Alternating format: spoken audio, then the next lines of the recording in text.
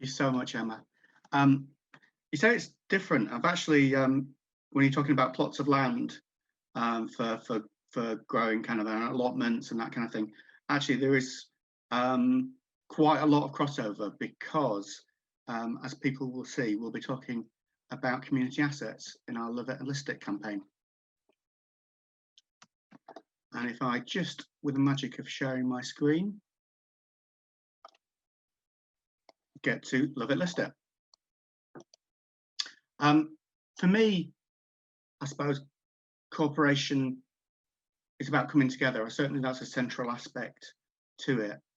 And yet there's considerable research to show that we're losing those valuable spaces where people can come together.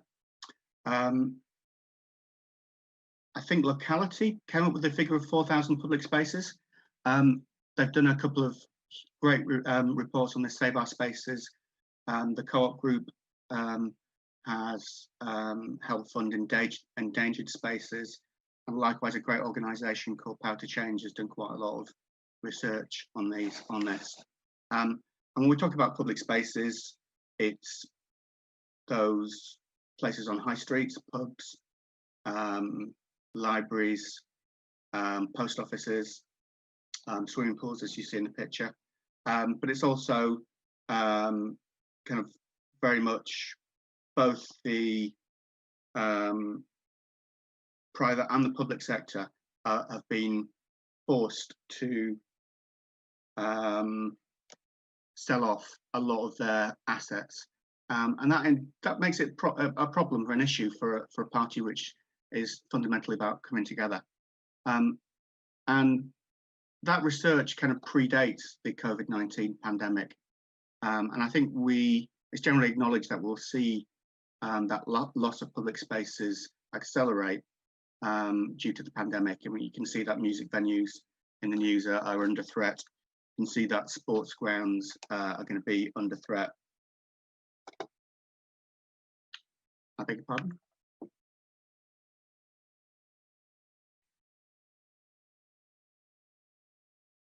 Just having a few technical issues. I'm going to share my screen again.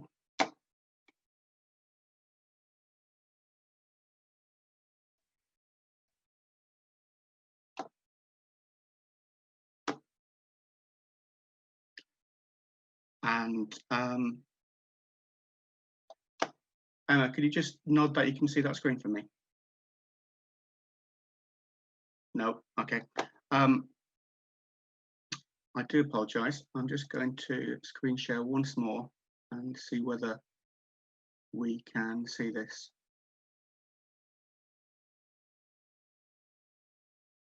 And I think during the pandemic, we can foresee a situation where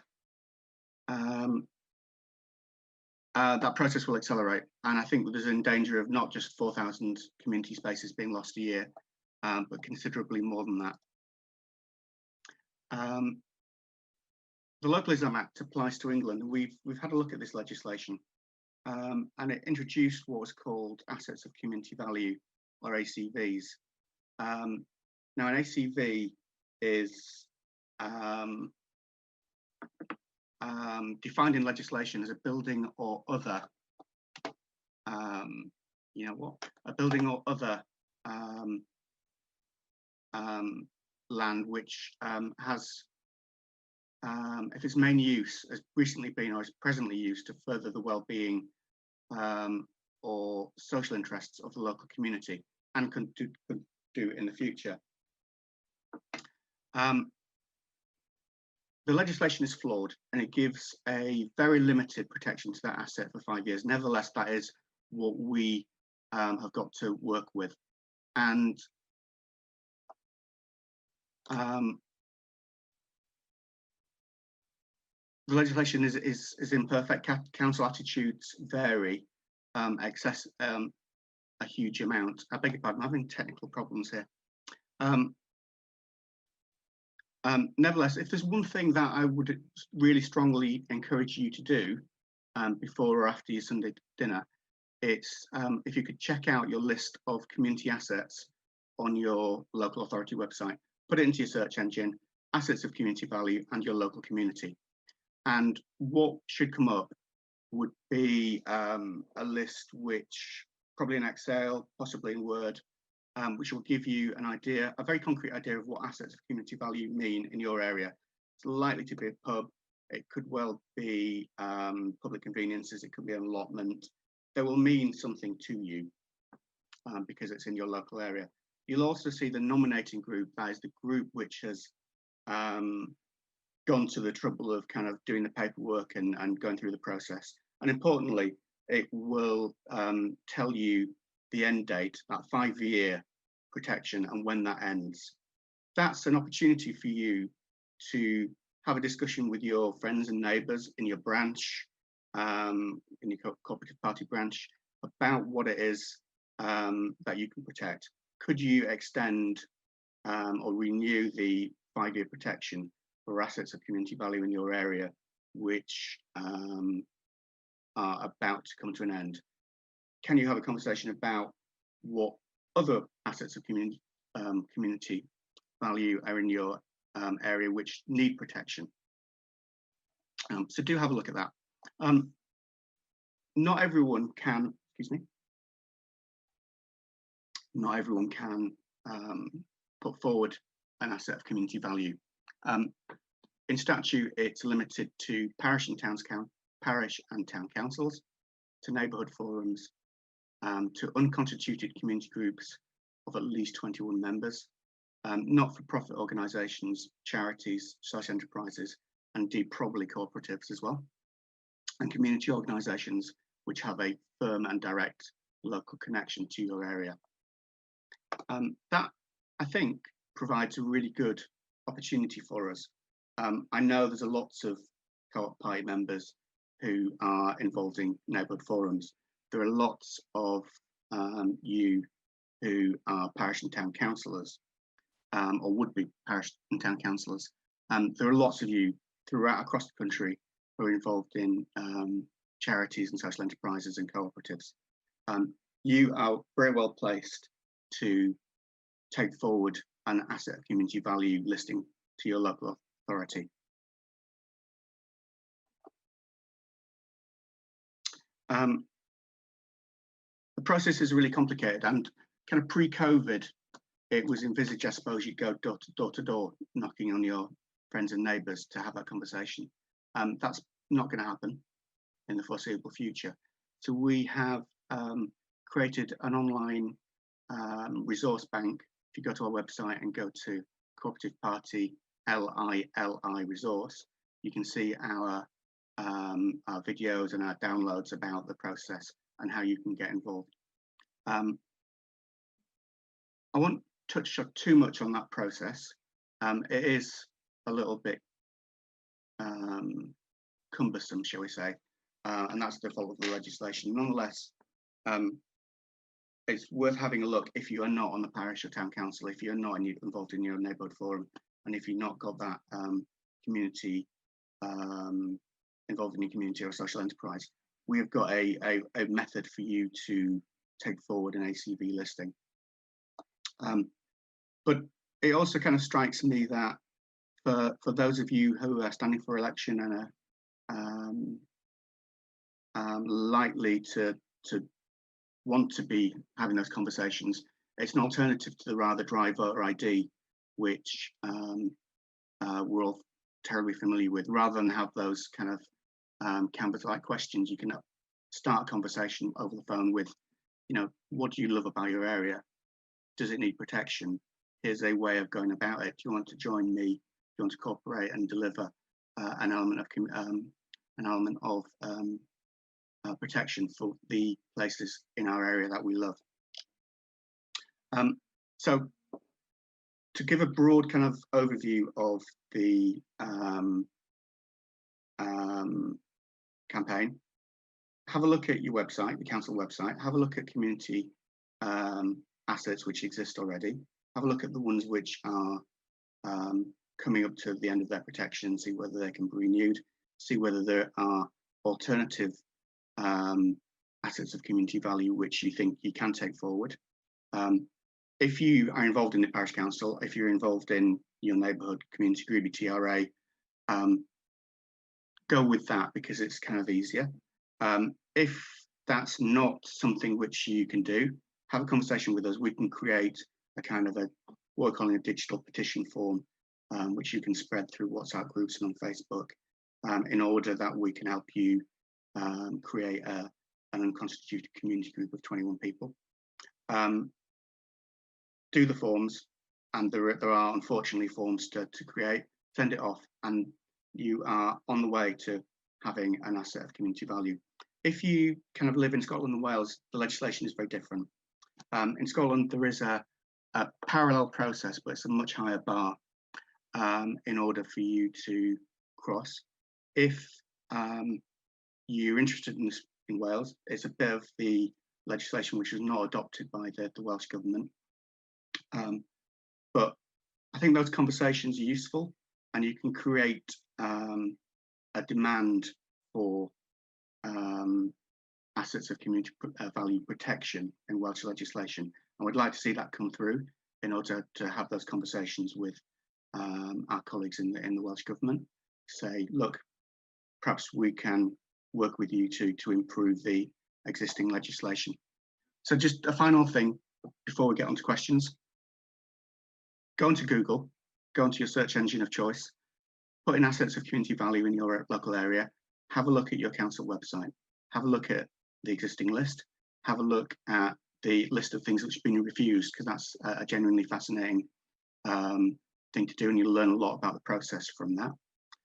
You can have those conversations with your council officers to see their own kind of attitude. Some councils are very encouraging and supporting of this process. Others are a little more standoffish, and it's not obvious to start off with which council is more supportive and which aren't. And then take that information, have that conversation with your friends, with your co-op party branch members, with your community groups. That's kind of the end of the presentation. I do apologise for the technological difficulty. I've got a few questions.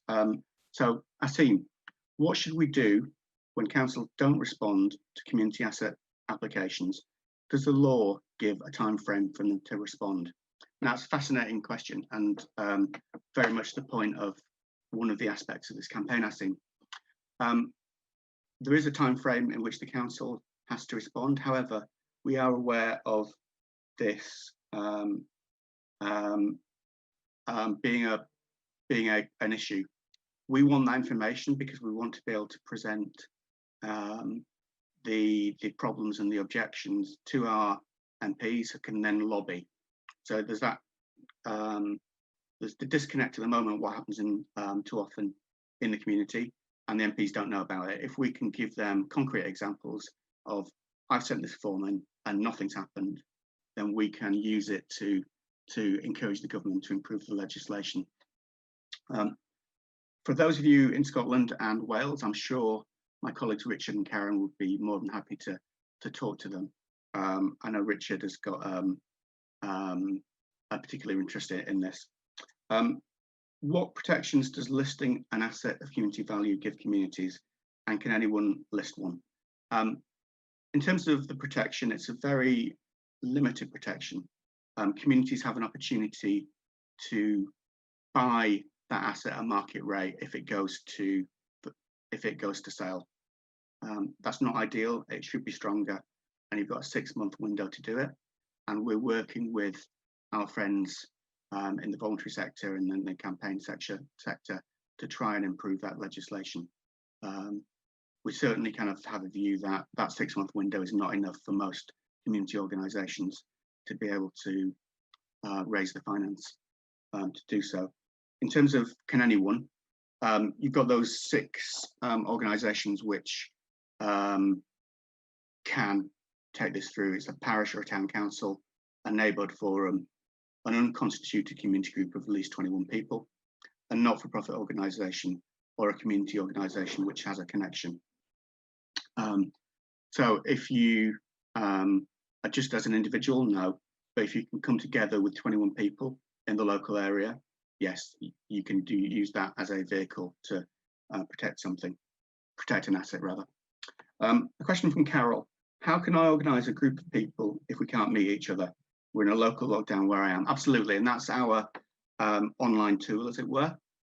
We've got a digital petition which allows you to network with your friends over WhatsApp, over Facebook, over the telephone. You can send them the link. They can sign a petition, and that would give you the evidence base to say we've got 21 people who want to protect a local asset, and that's being done up and down the country as I speak. From Charlie, I know each councils hold a list of ACVs, but has anyone aggregated an England-wide asset list of ACVs to make it easier for campaigners to share knowledge and experience over making a nomination? There is an online tool which Power to Change have created. I believe it's called Map My Street, but we will find that link, Charlie, and try and find you it, and we'll maybe put it in the chat over the next couple of days of the conference. But if you go to Power to Change, they should be able to direct you to that link.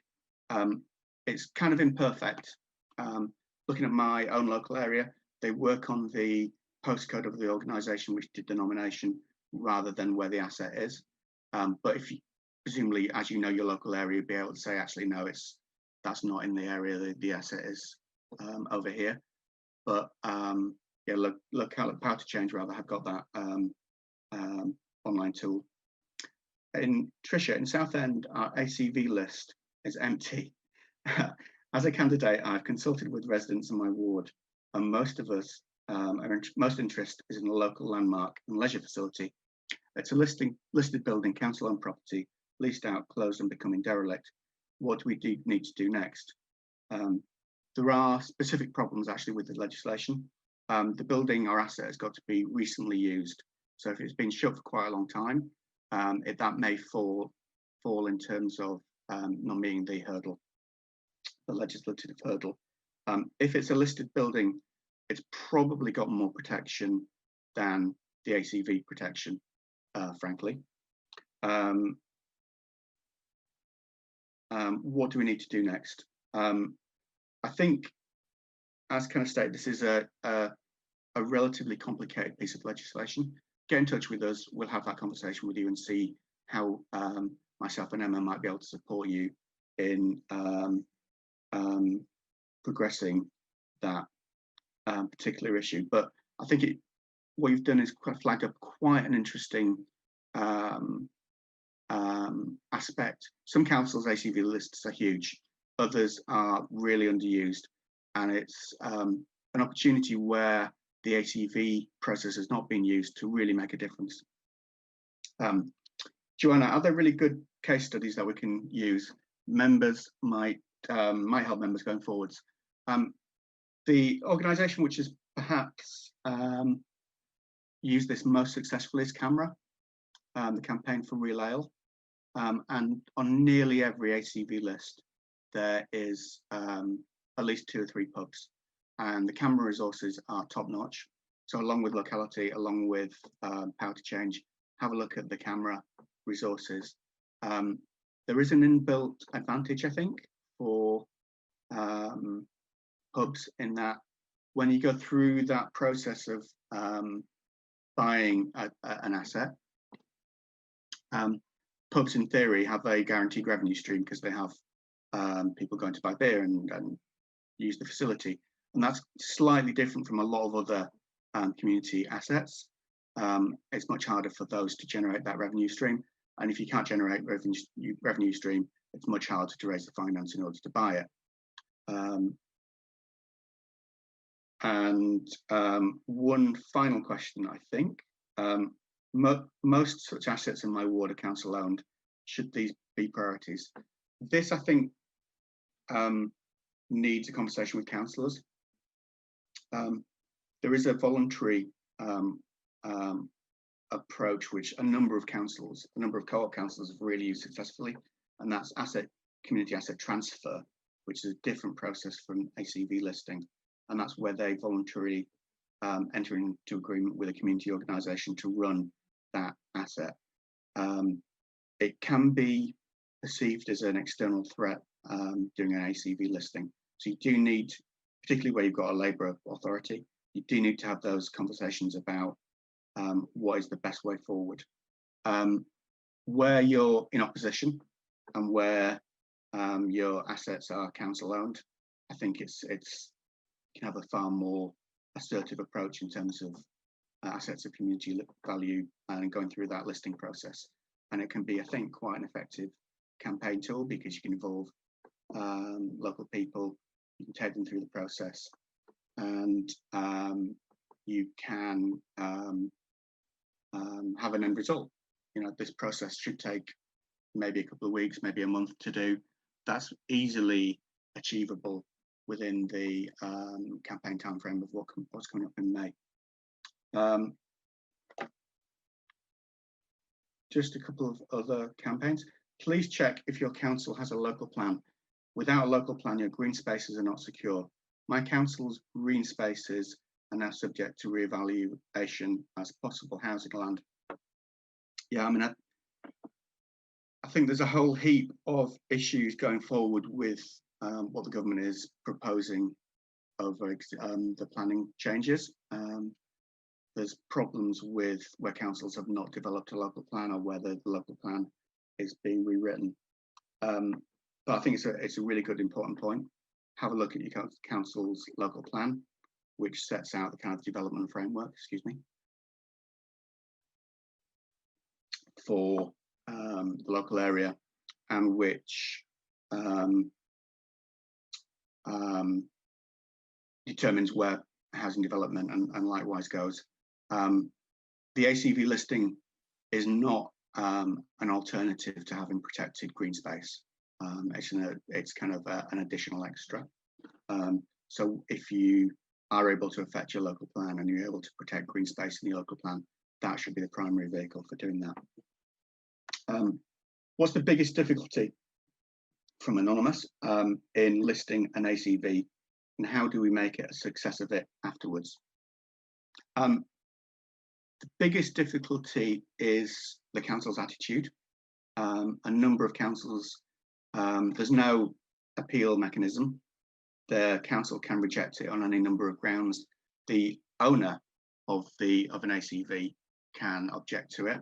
So it can be quite a protracted process if the council or the owner are not in favour of going through and listing the asset.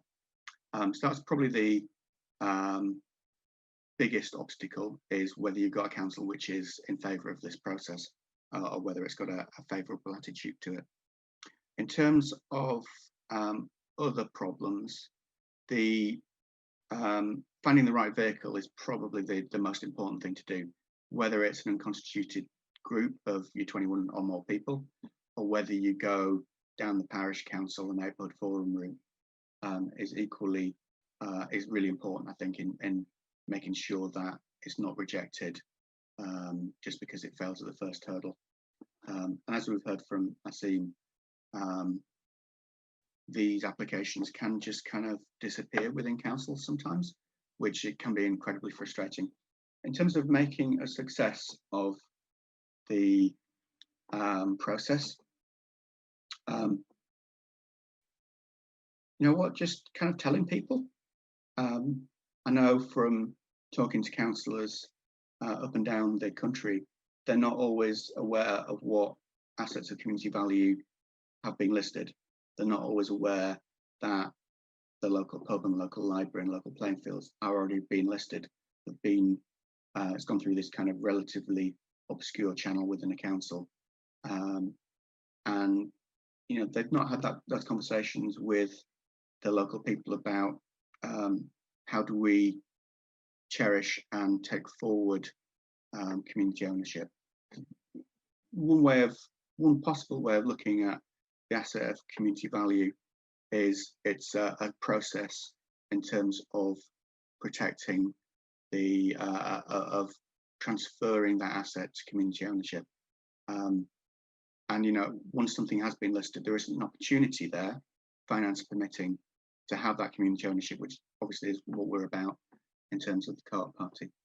I'll just see whether we've got any more questions.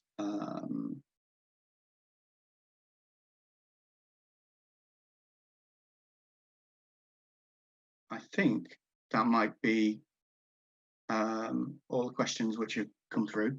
I'd like to thank people for sending questions. It is a really complicated area. This is something which you'd need that conversation with your local council to make sure that and understand where they're coming from in terms of accepting and rejecting assets of community value. It's definitely worth having that look on Google to see what your assets of communication, asset of community value rather, is, to see what can be renewed, to see what is missing. It's also, I think, really important for you to have those conversations with your branch members if you're in an active area with a vibrant party branch. If it's not, have those conversations with us and see to what extent we can help you take forward your campaign in your area.